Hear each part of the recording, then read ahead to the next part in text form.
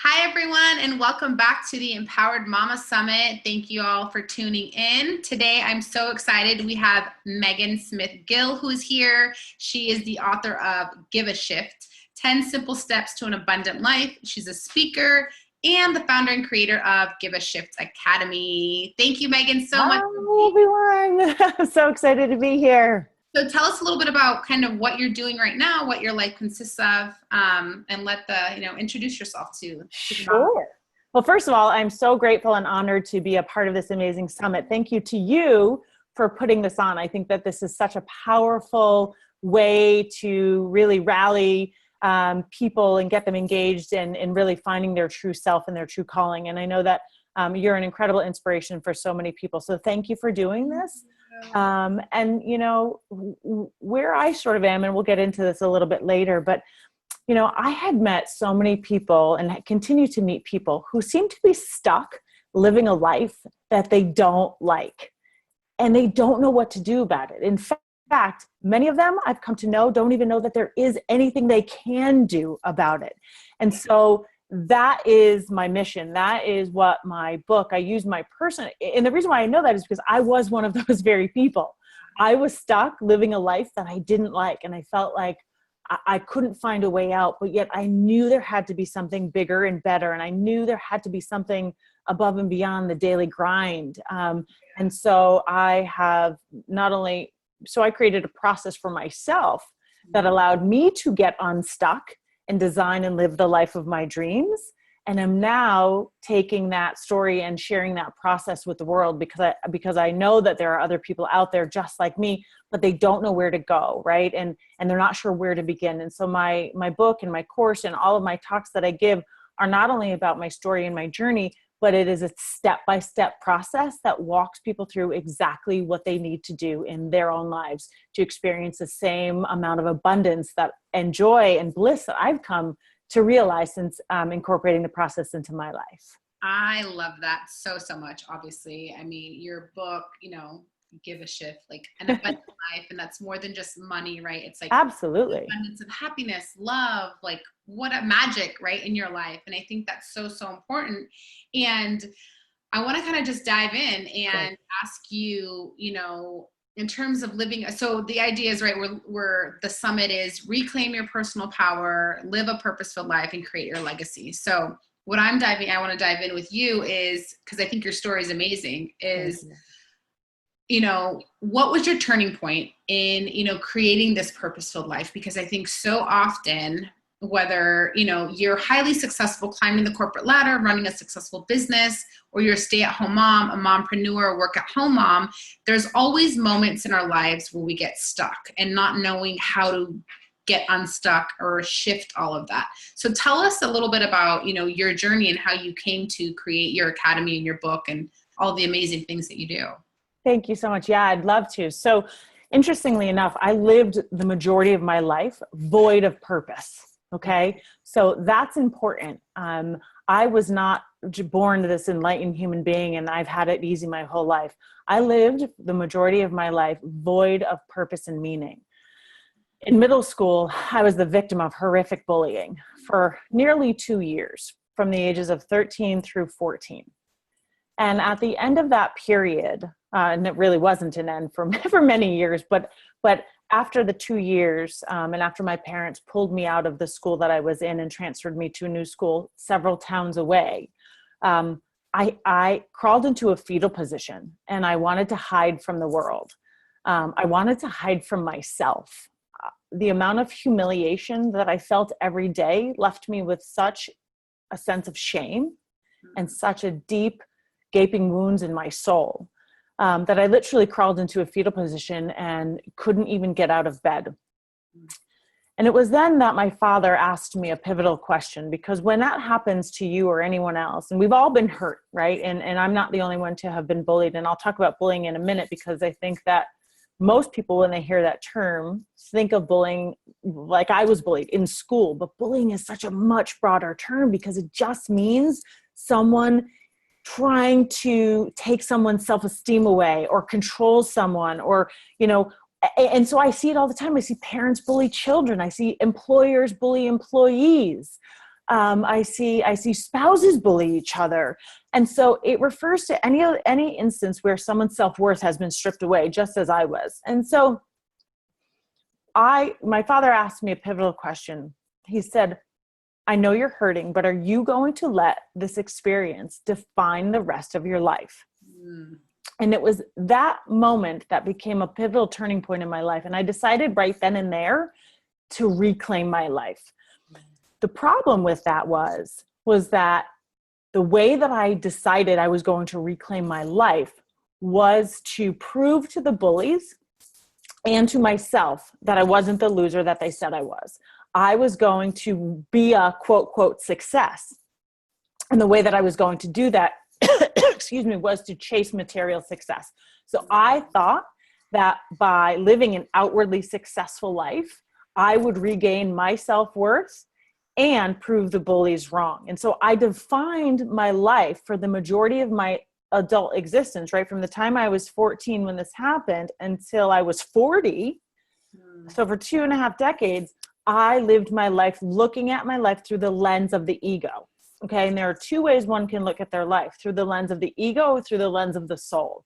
And when you define your life looking at it through the lens of the ego, you define your life in labels, namely 3: what I do, what I have, and what other people think of me. And so that was how I defined my life for the majority, for the most of my adult existence. And you know, the problem with that is that every time I achieved something, meaning outward success, something interesting happened. I found myself lacking more. I achieved something greater outwardly and lacked more inside, until I reached a point where I was lacking such happiness. I lacked deep joy. I lacked meaning and purpose in my life. Worst of all, I lacked time with those I loved, because I thought the answer was to just work hard and then work harder and then work long and then work longer. And so I lacked time with my husband and my 2 small children. And, you know, I don't know if you've ever experienced anything like this, or if any of our listeners have, but I had a calling. I had a divine intervention. You've heard about interventions. People can have interventions for other people. I had a divine intervention. And I started to question my very existence and look at my life and tried to really figure out who I was and what I was put on this earth to do. Yeah, I love, there's so much of that I love, because, you know, the idea of outward success, right? And I think this was kind of my turning point, where I went through law school. You know, I passed one of the hardest bar exams, and I was the first in my family to go to college. So I had all of these, you know, checked off, you know, these degrees and, you know, a licensing. And then I got to 30 and I was like, okay, so I did all this. I have my own practice. Now what? Like, there's like, I'm meant for more in this world. So there's so much of that I love. And then the idea of, you know, a calling, like knowing that you're meant for a bigger purpose. And I think a lot of the women who are tuning in here are probably at that point where they're wanting more for their life, right? And are at kind of like, okay, there's more that's meant for me. Yeah, absolutely. You know, that calling was sort of like, you know, I'm able to look back now and know that experience and everything I went through was sort of like my master training program, right? I had to go through that in order to be where I am now and to be able to teach and serve the world. And so what I ended up doing really was that I started, again, diving into, you know, spirituality. I started studying consciousness. I started studying quantum physics. I started studying some of the great spiritual leaders and teachers and thinkers and philosophers from thousands of years ago, all the way up into our modern day time. And I started to unravel the keys to living an abundant life. You know, what was it that they were doing? What was it that they thought? How did they live their lives? And you know, here's the other thing. This was a very private journey for me. I didn't even tell my husband about it in the beginning because I was afraid. And I didn't want to feel vulnerable again. I had spent too long feeling vulnerable and I wasn't quite sure what was happening. I really wasn't sure what was happening, but I was trusting and connecting to my soul and my spirit, which I'll talk about in a minute. But I was just on this journey and I was allowing the journey to happen. And so I took a little bit of this and a little bit of that and a little bit of this and a little bit of that from all these people that I studied extensively, and put together my own system, my own process, my own daily 10-step program. And that's where Give a Shift comes from. So each letter in Give a Shift stands for a step in my process. And so I started to incorporate these steps into my life. And then the most magical thing happened. Again, I hadn't told anybody this, but those around me, my husband, my family, my friends, those people that I work with. I mean, I also own another business, and my employees were looking at me like I had, where's Megan and who are you? What did you do with her?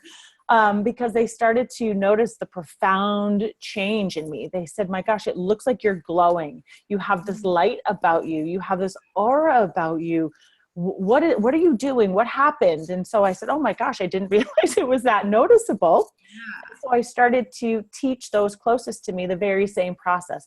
And then the best gift happened. And that is that I was able to witness their transformation right before my eyes. Yeah. And it was right then and there that I knew I had to share the process with the world. Yeah.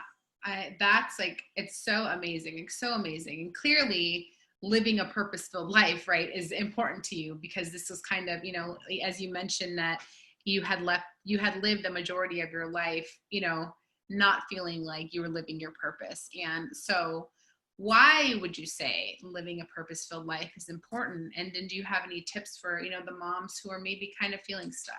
I sure do. Surprise. What I have come to discover, and I didn't know this before. So this, I want everyone to feel okay that they don't know this or think this now. But what I've come to discover is that each of us has a light inside of us, okay? A burning desire that was put there by the invisible intelligence that created the entire universe, okay? Mm-hmm. Each of us are a single expression of this divine intelligence. And with that comes a dharma. Each of us has a dharma, a purpose in life, and it is up to us to find out what our dharma is. One of my favorite sayings, and I'm sure you've heard it. In fact, I don't know where I first heard it, but I see it and I read it and heard people say it a lot. And that is that, you don't die with your music still inside of you, right? Don't die with your music still inside of you. And so what that means is that it's up to us to find out what our music is. What is that burning desire? There was a book called The Top 5 Regrets of the Dying. Yeah. And you know about that book. Yeah. And it was, so for those listeners that perhaps don't, it was written by a palliative care nurse who would, sit bedside with literally people in their last moments and days of their life. And so she wanted to know what the biggest regret of the dying was. And that's what her book, The Top 5 Regret of the Dying is. And the number one regret of the dying time and time again was that people did not follow their dreams. They did not live up to their full potential and follow their dreams. And that's what don't die with your music inside of you still means, it actually means, right? And so, so what I would encourage anyone out there who doesn't know what their dharma is, because let's face it, most people walking around the face of this earth don't walk around, hey, what's your dharma? I know mine. Most people don't know it. Most people don't even think about it, unfortunately, until it's too late. So for anyone who this is making sense to, and this is resonating, and they're wanting to find their dharma, maybe they feel that nudge. I think so many of us begin with this like nudge, right? Like, I know something is supposed to happen. I know I'm not quite doing what I'm meant to be, but I don't know what that is. I would encourage listeners to, first of all, make this an inward search, okay? Look inward, not outward. So many people go on this journey and they try to find their purpose in the outside environment. And so very first step is to look inward, connect to your soul, connect to your spirit. A great way to do that for me is through meditation. So I practice transcendental meditation twice a day. And it has been one of the most profound gifts in my life. So for me, transcendental meditation is a perfect fit, but there are many, many, many other types of meditation. People can Google meditation. There essentially there's three types of meditations. There's a focused meditation, and open monitoring meditation, and then self-actualizing or transcendental meditation with many varieties underneath each of those buckets. So, but meditation of any kind, what it will do is it will quiet the chit chatter of your internal dialogue. Okay. We've got to quiet the chit chatter of your internal dialogue to allow source to speak to you, to allow source to reveal secrets or hints or tips that will lead you in the direction of your Dharma. Okay. And so I encourage people on this journey to be gentle with themselves during the process. It's not something that's going to arrive in your mailbox with a stamp on it that says, dear Kathy, here's your Dharma. And you open it up and, oh, thank you. And I'm on my way. Right. So along the way, be gentle with yourself, be gentle with the process. And above all, enjoy the journey, because the universe will lead you in the right direction. All you have to do is ask. Yeah. I love that. I mean, it's kind of a common theme, right? The women that are the moms that are coming on here to speak about their journeys, it's something that is internal, right? It's internal work that needs to get done in order for you to reclaim that power, reclaim, like that person that you were before, there was like a bully, or before you became the mom, or before society told us what we were supposed to be, or how we were supposed to, do things. And in that internal work, we're able to empower ourselves, right? And in empowering ourselves, we're then able to create a life, on our terms, and then the legacy that we want to leave in this world. And in doing, all of this work that you've done, internally, and then with the book and, the academy that you have, what would you say, is, empowerment means to you, and how does that relate to creating your legacy, right, and your imprint in the world? Great question. So for me, I think the term empowered might mean something different than most people say. For me, being empowered means surrendering. Okay, surrendering to the universe. So one of my favorite quotes is from A Course in Miracles. And it says, if you knew who walked beside you at all times on this path you have chosen, you would never experience doubt or fear again. Okay. So when you fully come to understand that and surrender to the power of the universe and know that the universe is on your side, that to me is one of the most powerful, profound experiences one could have. And I think that goes hand in hand with leaving a legacy, right? Because how does being empowered and legacy, how are those two tied? Well, to me, I think it's interesting. I've thought a lot since we started talking and I've started preparing for this. I thought a lot about the word legacy. And that too, I think, is a tricky word, because I think that it's one of those, I say this in my book about the word gratitude. I say that it is a common word that all of us have known, we know of it, but few really take the time to understand what it really means beyond the surface. And so in our society or in the world, a legacy is something simply defined as something that can be handed down from generation to generation, right? Now, it could be a physical thing, a non-physical thing. It could be a good thing. It could be a bad thing. But for me, legacy, when defined, at least in my life, is I refer to legacy as a gift, a cherished gift to be handed down from generation to generation beyond the scope of one's family. So for me, my legacy and my Dharma is to help move humanity forward and raise the consciousness of the entire planet one mind at a time. And I can't do that unless I'm empowered with the care of the universe. I love that for so many reasons. I think that a lot of times, kind of doing these interviews and just the work that I do around legacy, whether it's from the estate planning standpoint or the coaching and, the life coaching part of it. But to hear legacy as a gift, I think is actually is kind of aha for me because I get that, right? Conceptual, I get that it's a gift because it's something that we pass down, whether it's money, a family heirloom, or in that sense. Or wisdom. Or wisdom, right? Or these like morals and values and things like that. But to hear it as a gift that not only passes down, through your family for generations, but the bigger impact that you create in the world and in how you're remembered. And I think it's amazing. Like, I think that is such a great, definition of what legacy is. So thank you for that. Yeah, absolutely. And, in helping women, right, or moms who may be watching this and creating this like shift in to create an abundant life, what would you say that kind of means? Like, what if they were to kind of read through your book and the types of, I guess, I don't know how this, not the shift that they would make, but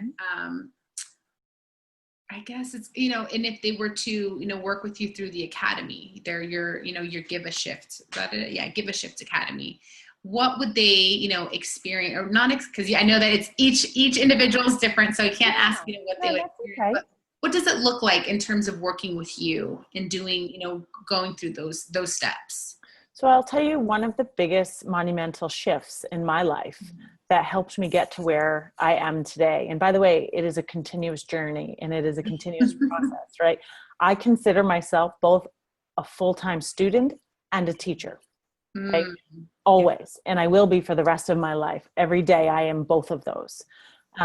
But I will tell you, there was a quote in one of my favorite books called The Master Key System by Charles Hennell. Have you read that? I've listened to the audio. Okay. Yeah. So in it, he says, you must first have the knowledge of your power. Second, the courage to dare. Third, the faith to do. Okay. So the first part of that, the knowledge of your power, is so profound. It's such a deep, strong statement. And that's where the transformation can begin, because transformation means something different to everyone depending on where they are and where they want to go. But for anyone looking to make a transformation, you must first have the knowledge of your power. So what that means is that each of us has this incredible power within to create and live the life of our dreams. We get to design it on our terms. You see, most of my life, I thought that life was the result of either good or bad luck. And I looked at people who seemed to have it so easy. And I thought, gosh, they got the lucky deck of cards in life. And I just have the unlucky deck, or I have the deck that says I have to work hard and grueling and fight it out and grind it out. And so, right. And so the knowledge of your power, that goes back to connecting to the universe. We have the ability within, through the power of our thoughts, feelings, and intentions, to literally manifest any life we want, however we see it. So we no longer have to leave life to chance. We no longer have to leave it to good or bad luck. We can reclaim our life and design it the way that we want it to be, whatever that means to you. And that is where the true transformation can begin, because until you understand the power within, you're still navigating life in a reactionary way. You're still reacting every day to what you think has been thrown at you, rather than getting in the driver's seat and designing the life of your dreams. And how exciting is that? I mean, how cool is that? I still get giddy, even like I have goosebumps right now, but to teach people about their power is just such an amazing gift that I have been given, and I get to teach people about that all the time. But that's really, sorry, not to get so off track. That's where I would start is the transformation begins with understanding your true power. Every single human has. Yeah. And, and I love the fact that you say that, you get to design the life that you want. And it's and the key is that it's that you want, right? It doesn't have to be like everyone else's, and it doesn't have to be the way, society tells you it has to be, but it's unique Absolutely. to you and your journey and your drive, right?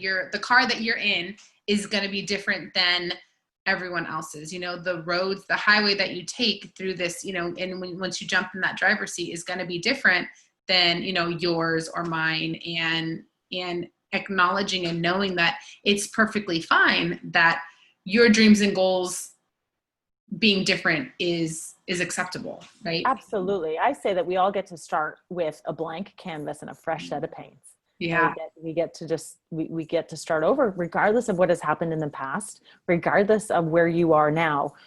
Everyone who can harness this power can do this right now. Love And it. I think that is like, my daughter asked me the other day, Mom, if you had a superpower, what would it be? I said, honey, I already have a superpower, and so do you.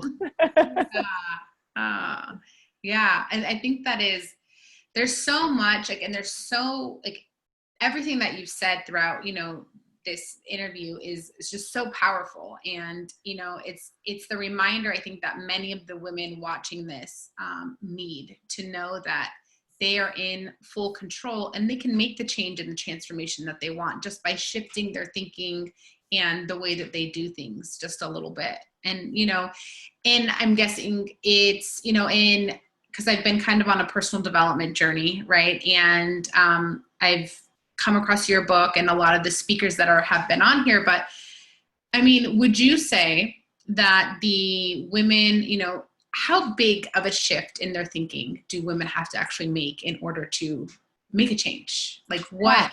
Yeah. So I think it's a journey. Yeah. And I think that the speed at which you travel down the road is individual and unique. But I would say that there are two things that have to happen. Okay. The first is that I'm guessing many of the women out there, at least this happened for me. And when I teach people, you first have to change your concept of yourself. Okay. So let's talk about what that means. So many people, myself included, before I went on this personal journey, view themselves as a body of flesh and blood that is separate from everyone else. At least I know I did. Okay. And so I'm stating at it from my perspective, but so many women that I talk to, and men, feel the same way. So you first have to change your belief about yourself and understand that you are a divine being. You are an individual expression of something much bigger, the invisible intelligence that created the entire universe. And we are all connected. And I can go into, I won't now, that's a topic for another day, but for me growing up, I had a scientist as a father and a mother who dabbled in spirituality. And so I always felt caught between the two.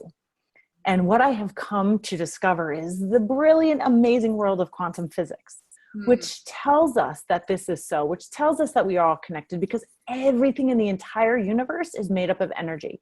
Everything is energy and information. And so even things that we perceive as physical, like the chair I'm sitting on, or my desk in front of me, or even my body, quantum physics tells us that it is not. Everything is information and energy, okay? And so we first have to change our perception of ourselves. We are not merely flesh and blood. We are something much more divine and powerful, and we are all connected to one another. That's very, very cool, very, very powerful. So that's the first thing. The second thing is to change their perception about what is possible. So again, human beings tend to look at life through the lens of their five senses. And we say, if our senses can't perceive it, it isn't real. But again, according to A Course in Miracles, perception is a belief. It is not a fact. And so when you understand that there are many things, many more things happening outside of your sense perceptions than within it, you start to break down the barriers of what you think is and is not possible. And you allow yourself to expand, your mind to expand in ways and in areas you never allowed yourself. And that's when really astonishing growth and incredible amounts of manifestation happen. Woo. That is awesome. And for those of you that don't know, could you just tell them a little bit about what A Course in Miracles is? Because there may be some, of the women here, just, a quick, like, it's a book essentially. But yeah, it's a long book. It's a lifelong read. Yeah, it's a lifelong study. Yeah. It's a lifelong study. I would encourage everyone to look at it when it's right for them. It's certainly not a book you're going to pick up and read in the weekend. It is a course. It is a life course. It really helps identify and separate the sort of duel between the ego and the soul. Yeah. And it is really life-changing for those who are ready to engage in it. I wouldn't recommend it as a first step. Yeah. But it is a book that was also, or a course that was channeled supposedly through divinity. And so that's what makes it really magical. And a lot of the people that I revere, use it sort of as their go-to life guide. Yeah. And I have incorporated it into my world as well. Awesome.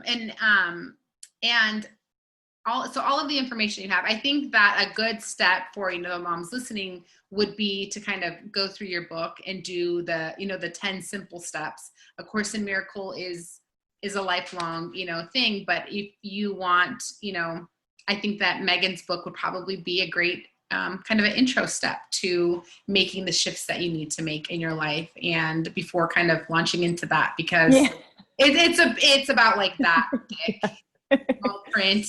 Yeah. So, yeah. But I wrote the book for every reader, right? So it doesn't matter where you are. It is my story, and I share with you the steps. What I think makes my book different, that I'm really proud of, is that it doesn't, again, just have information. Information alone isn't enough. And so when I was on my journey, I did just that. I found a lot of information, but I thought, my gosh, how do I apply this to my life? First of all, I'm a business owner, a wife, a mother of two, right? All of us, every single person out there who's listening to this, I bet would never say that they have an excess of time. So how? Especially as a mom. Right. So how do you begin to incorporate steps into your daily life? And then what are those steps? Because we can't try to figure it out on our own. I think that's what I tried to do. I did figure it out on my own, and now I want to share the shortcuts with the readers. And so it has the information, but then it's backed up with, okay, what to do within the first 30 days, and then what to do days 31 through the rest of your life. I call that your daily life guide, because in the first 30 days, we're trying to rewire your brain. We're trying to break old beliefs and create new good habits. And I'm a firm believer of multitasking. And so my steps show that there is found time within our day that used to go either unused, Luckily I have a glass of water. Hang on. That either went unused or went used to manifest negative situations in our life. And so I sort of take the exact same routine, the exact same amount of time, and just reorganize it for people. And so again, the first 30 days and then days 31 through the rest of your life, because this is a lifelong journey that we're all on. Love that. I think it's so important, especially for moms who are like, clean the house, do my job or run my business, take care of the kids, be a wife, be, a daughter, all of these things that we take on. And so I think that's, the way that you kind of set up the book, and in the 30 days and then kind of the lifelong journey, right? Because it's that initial like immersion and do this consistently. And I think that's a great setup. If you had one piece of advice for the moms that are watching who are, maybe looking for purpose and meaning in their life, or kind of at that beginning stage where they want to get out of this unstuckness or this stuckness, what would be your one piece of advice or the one takeaway that you want them to have from your interview? Yeah.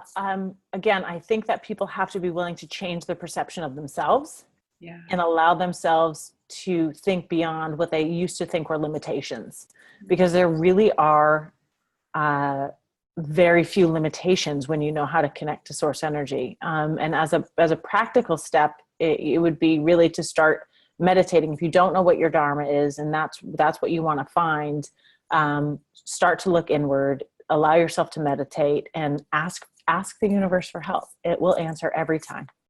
And make sure you're listening. Yeah.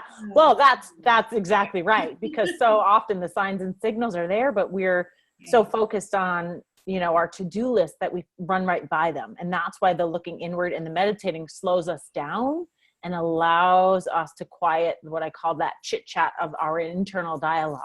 We want to quiet that down, right? And then source can speak to us. Yeah. Well, Megan, thank you so much. And if you guys are interested in purchasing the Give a Shift, you can get that on Amazon. They can get it for free. Oh, actually. At giveashift.live /free-book.